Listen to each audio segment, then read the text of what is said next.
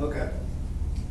So, Green's theorem says that if you're working on a line integral, and it's a positively oriented line integral, so we were going over this in class last time, how you can parameterize the line and do it as a line integral, okay?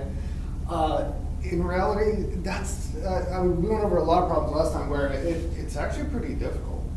So what Green's theorem says is that we can change a line integral into just an integral upon the region bounded by that line integral, okay? And then we're just going to do it with respect to the area. So this will still be a dx dy, but it won't be a contour line integral. So there is a condition for us to apply this theorem, okay? So the condition to apply this theorem is that C has to be a positively oriented, piecewise smooth, simple closed curve in the plane. Okay? Okay, so what does this mean? All this positively oriented, piecewise smooth, simple closed curve within a plane. Okay? So when I talk about a positively oriented closed curve within a plane, okay, what does it mean by positively oriented?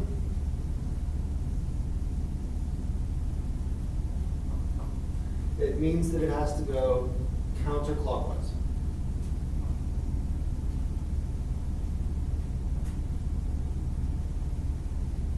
So this is positively oriented.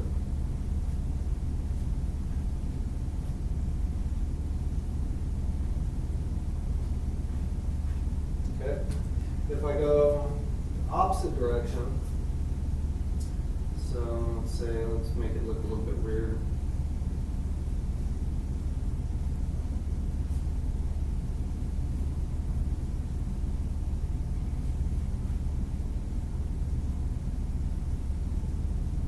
So this guy's going clockwise.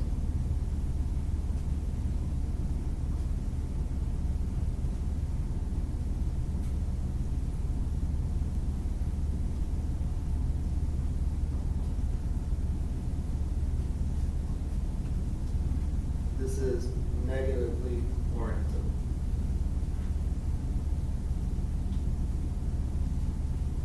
Okay? So,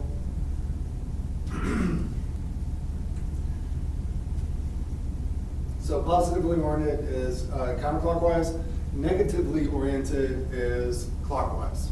Okay? Now, what does it mean that it has to be a simple closed curve? Well, closed means that it has to be a complete loop. I mean, it has to go back to where it started. What does it mean for it to be simple? For it to be simple, that means that it can't cross itself, okay? So something like,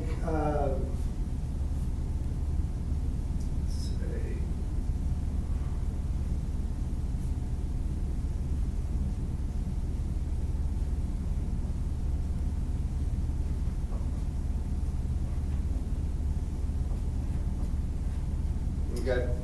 Now, so something like this that crosses over on itself is not simple. Okay? So through this statement, yeah, that it has to be closed. So it has to be just not a circle, but it has to return to the point that it began with. Meaning that it's simple is that it can't cross itself. Okay? And when it says piecewise smooth, that just means all the pieces have to be smooth. You can actually, you can have breaks, and we're going to do a square as our first example. I mean a rectangle, sorry, not a square.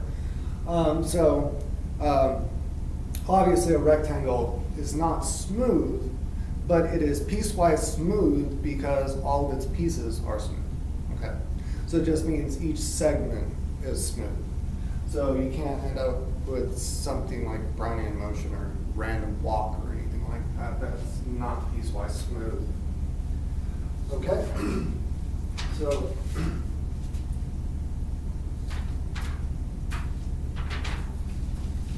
let's start off with just a rectangle. Okay? And we're going to see the difference between trying to do a line integral versus actually using Green's theorem and examining the region that is bounded by the line instead of dealing with all the pieces of the line. I'm going to phrase it that way. So,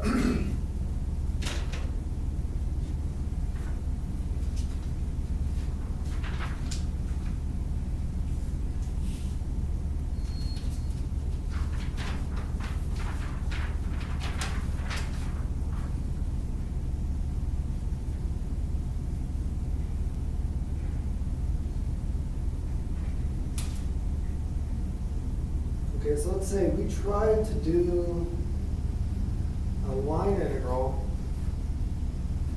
of y squared dx plus x squared y dy, and we're going to describe C as a rectangle, okay, connected by the points. Okay, so we're going to have a point right here, which is going to be 0, 0. Okay, then I'm going to go out 1, 2, 3, 4, 5. Okay, and so that's 5, 0. And then I'm going to go up 1, 2, 3, and 4. Okay, so now we're going to have the point 0, 4. And I'm going to have another point over here, and that is going to be the point 5, 4. Okay?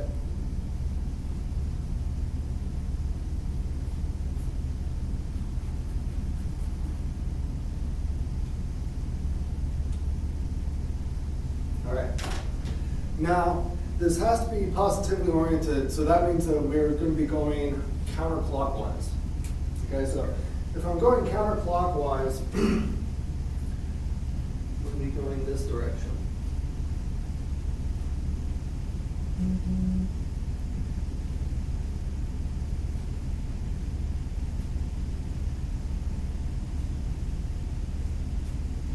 Okay. Okay, so is this a positively oriented piecewise smooth curve? Well, yes it is. You can see we have each of these pieces. C1 is smooth, C2 is smooth, C3 is smooth, and C4 is smooth. And I'm actually going to label those because we're going to have to create a parameterization for each piece of this curve. So we're going to call this length right here C1. We're going to call that guy C2. That's C3. And that's C4. Okay? So it's a closed curve, meaning that it returns to its original position. It's piecewise smooth because each one of these pieces is smooth. Each one of the pieces is just a straight line. And it's simple. I mean, it doesn't cross itself anywhere. Okay? Now, let's try this just using the parametric equations. Okay? So what we're going to do is we're going to parameterize each one of these lines. Right? And so to parameterize these lines, I'm going to start out with C1.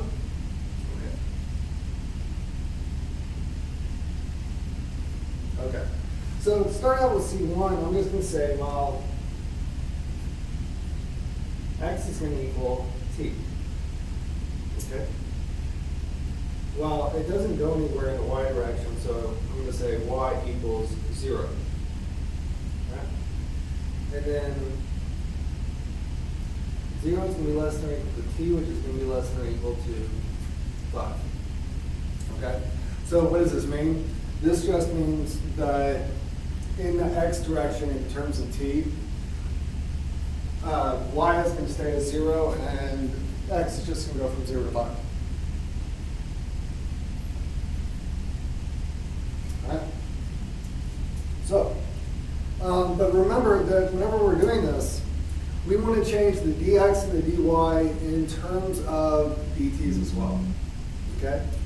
So, for this curve right here, dx is just going to equal dt, and dy is going to equal 0. Okay? Okay, now let's parameterize C2. Okay? So, for C2, so we're talking about this line right here, all right? Now for this line right here, my x is going to stay at 5, and my y value is going to go upwards, okay? So,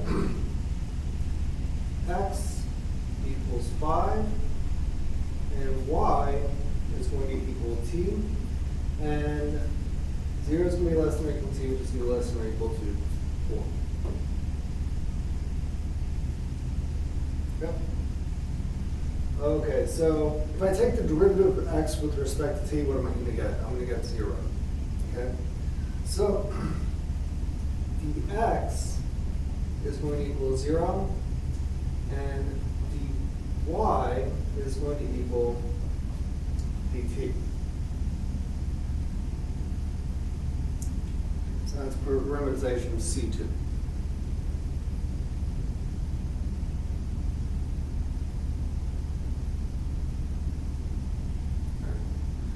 Now we're going to look at C3.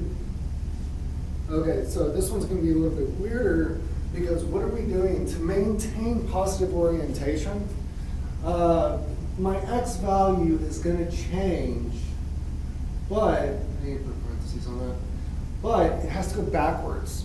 It has to go from 5 to 0 to maintain positive orientation of this. Okay?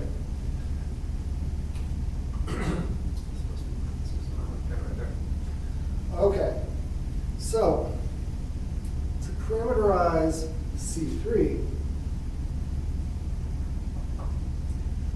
okay, so x is going to equal t because that's the one that's changing, and y is just going to equal 4. I'm going to write this in a slightly different way.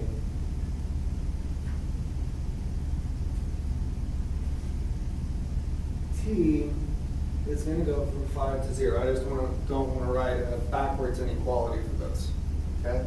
Because you can't say 5 is less than or equal to t, which is less than or equal to 0. So you just say, well, t is going to go from 5 to 0. That's going to be the direction of our integration. All right? Now for this guy,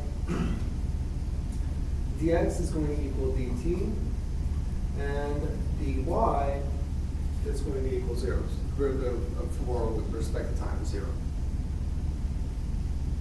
All right. And so now we have one more line to define. Okay. So C4. Okay. So now when we look at our line for C4, what's going to be happening? Well, the x value is going to stay at 0, but to maintain positive orientation, the y value is going to have to shift from 4 to 0. Okay?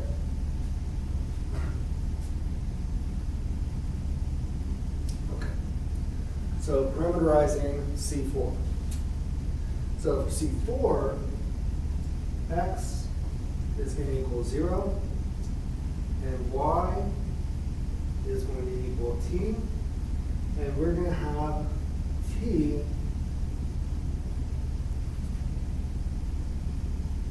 going from 4 to 0. Right? And now for this one, dx will equal 0, and dy will equal dt. And so just parameterizing this thing with respect to time as this line integral, it took an entire page to do. Okay? So what we're going to do now, well, we're going to set up the integral now. We're going to evaluate it. you get the same answer doing it either way, and then I'm going to use Green's theorem, and you're going to see that, yeah, Green's theorem is so much nicer. Okay? So, let's set up this integral. Okay,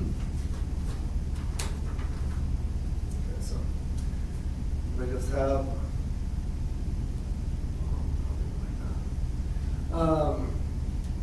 have these written down because I'm going to be referencing all of this information that is right here is going to be plugged into this formula right here. Okay, so for like the first line right here, what I'm going to do, I'm going to plug in for C1, I'm going to plug in y, which is 0, and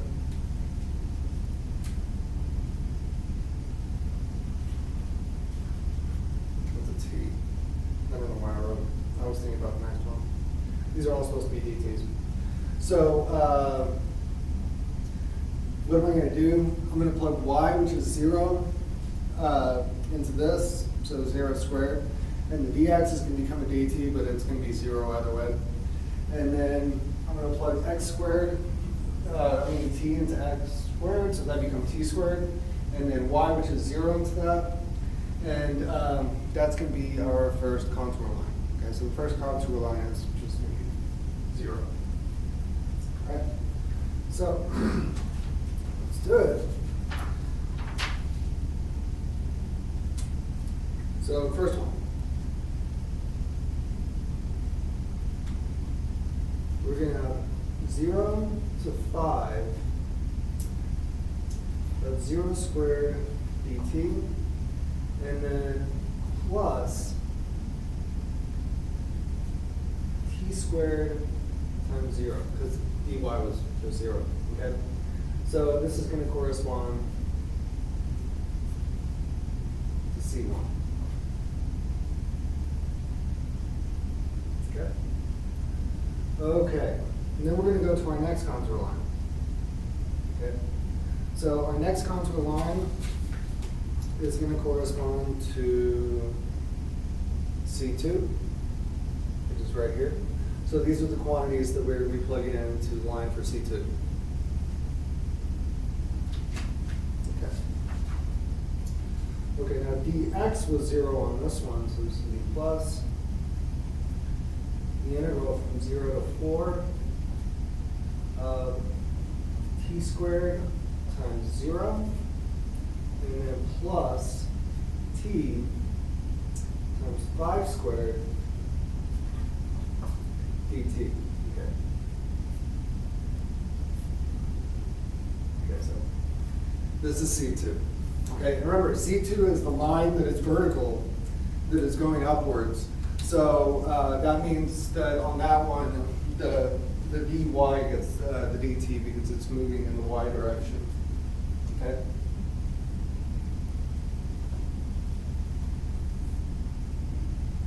And I wrote it a little bit backwards because it was x squared y, and I wrote it as yx squared, but it's iterative, so it doesn't matter. And so the x value is fixed at 5, and the t value is changing. Okay? The t value is going from 0 to 4. Okay. All right, so that's C2. All right, now we have to include C3, which is going to be the integral. Now remember, this one is going backwards because we have to maintain positive orientation. So this one's going to go from 5 to 0. Okay. Now this is y squared. So what was y on that one? Y is 4 squared. And the x is changing from 0 to 5. Okay? And then, plus, and then this guy was,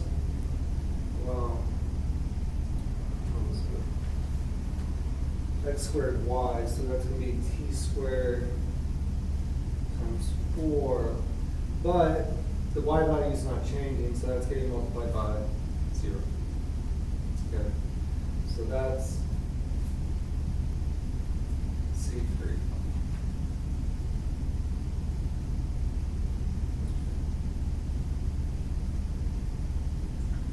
right, now we have to consider C4, which is going to be the integral. How does that have to go from 4 to 0? Because it's going vertically downwards.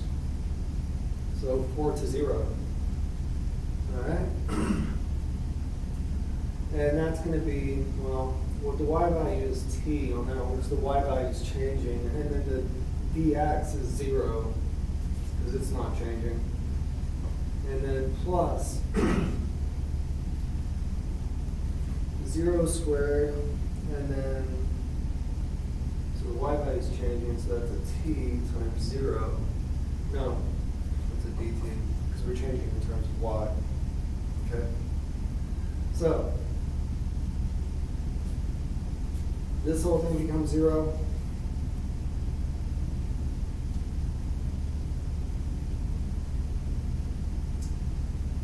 This whole thing becomes the integral from 5 to 0 of now 4 squared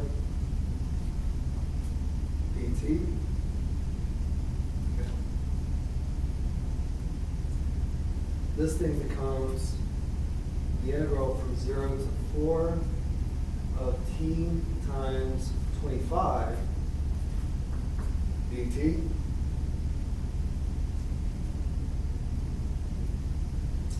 And this guy up here, the whole thing becomes 0. So the top one is 0 just because, well, everything's being multiplied by zeros. Okay. So what do we end up with? We end up with just those two integrals right there to actually calculate this line integral. Okay. So let's isolate those.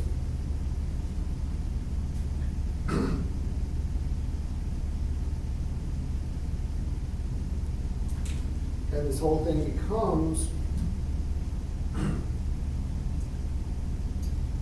the integral from 0 to 4 of t times 25 dt plus the integral from 5 to 0 of 4 squared dt.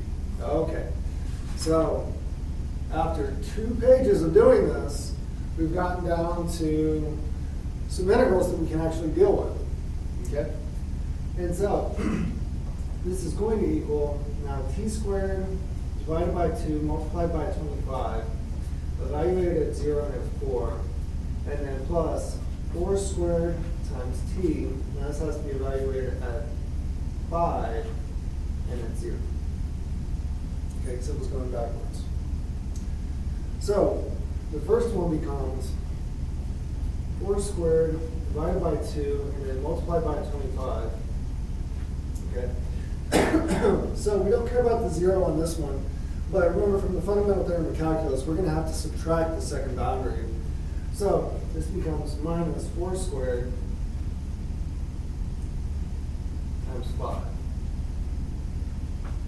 Okay. Now 4 squared divided by 2, that's 16 divided by 2, so 16 divided by 2 is 8. And then 8 times 25, you got to think, well, 4 times 25 is 100, so 8 times 25 is 200.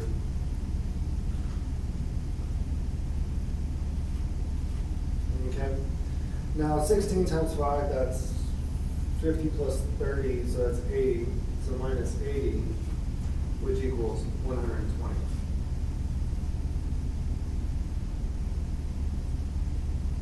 All right, now that was 2 pages worth of work using a Sharpie to get down to that answer. Let's use Green's theorem. Okay, let's see how fast Green's theorem will actually work on this. Okay. So let's revert back to the original problem that we were dealing with. Right? And so the original problem that we were dealing with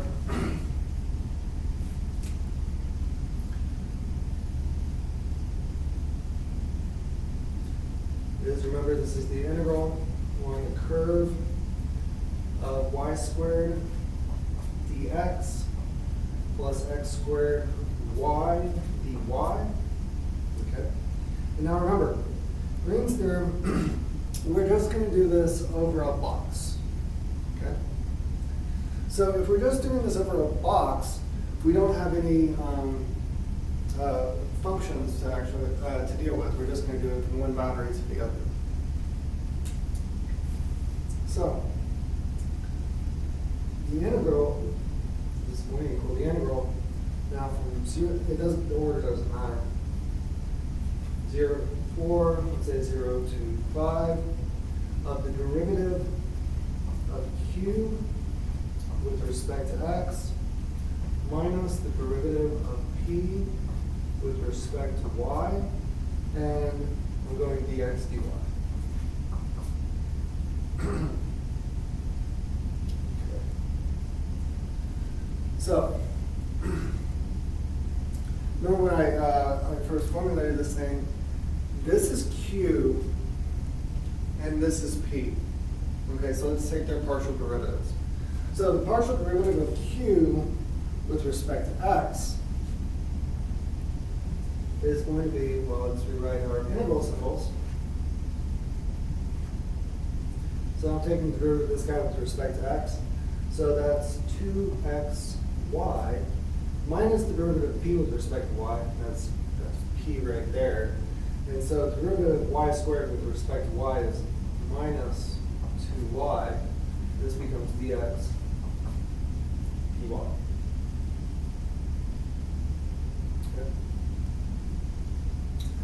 And so that would become the integral from 0 to 4. Now, if I integrate x, I get x squared divided by 2. Well, the 2's cancel out. So that's x squared y minus 2xy evaluated at 0 and 5, and we still going to have to integrate with respect to y. Okay. So that becomes the integral from 0 to 4 of now this is going to be 25y, and then minus, well, 2 times 5 is 10, so that's 10y dy, which just becomes the integral from 0 to 4 of 15y dy.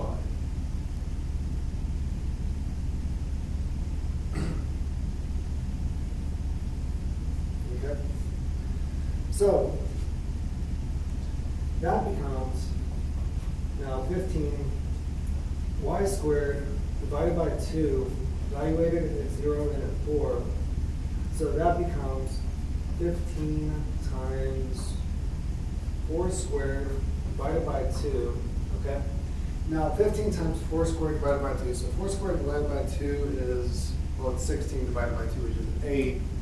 And so if we say 8 times 15, what are we going to get? We're going to get 80 plus 40. So what's 80 plus 40 is 120.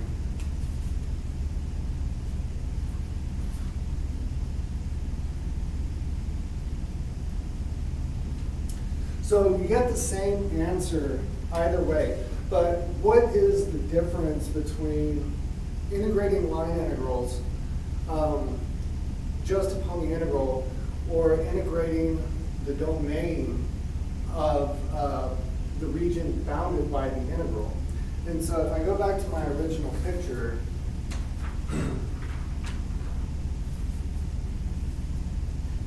okay, so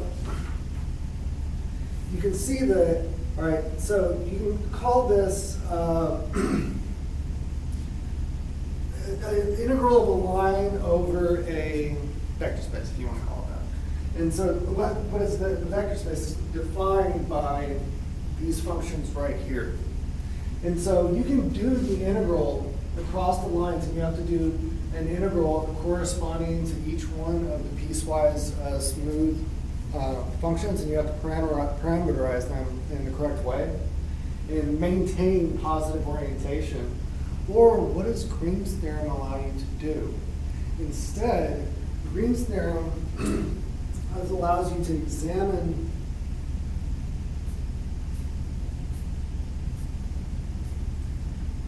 the region that is bounded by that, okay?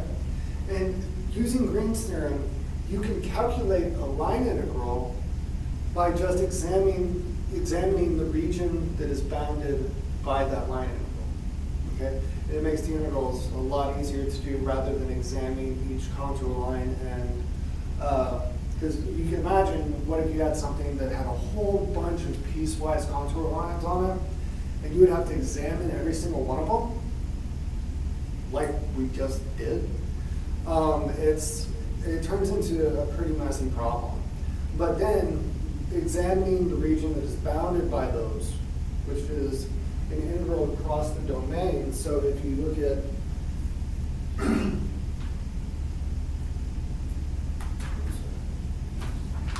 this is the difference between them. Okay.